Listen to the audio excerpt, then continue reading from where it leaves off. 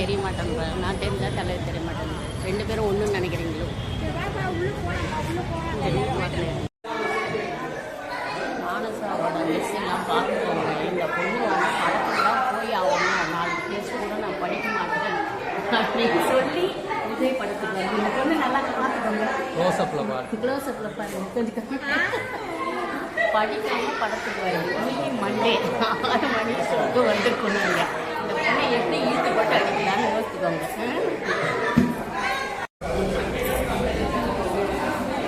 அப்படியே வாங்க.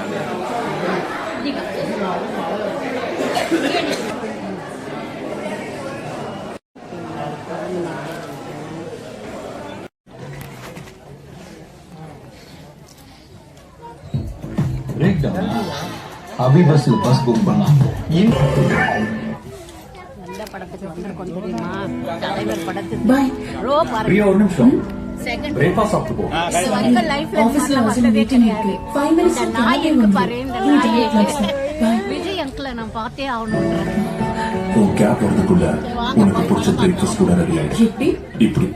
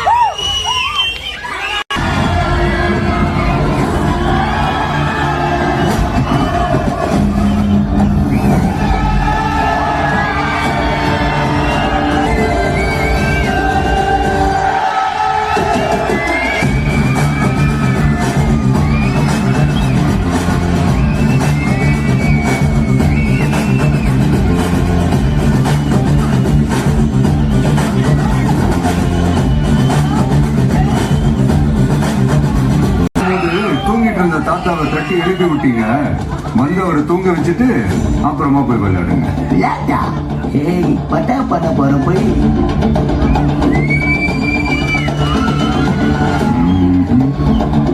இது ஒரு போராட்டமா இருக்குது. டேய் ஃபர்ஸ்ட் இவனை தூங்க வைங்கடா.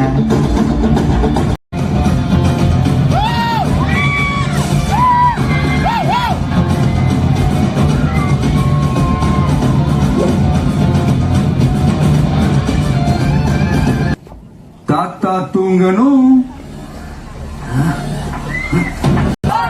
நெஞ்சும் பூ மஞ்சம் தார்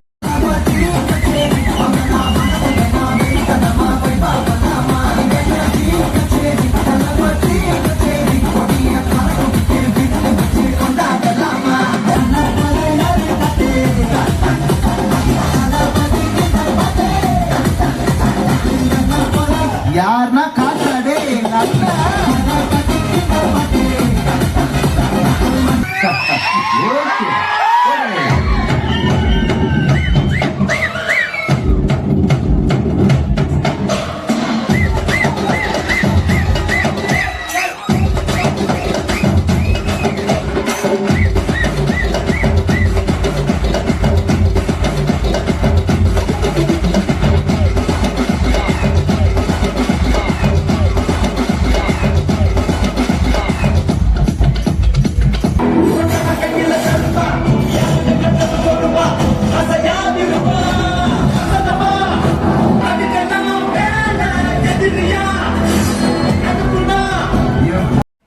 என்னத்துலக்கா என்ன அந்த டோர்லாம் என்ன பண்ண சமைச்சிட்டியான்னு அந்த டோரை கூட?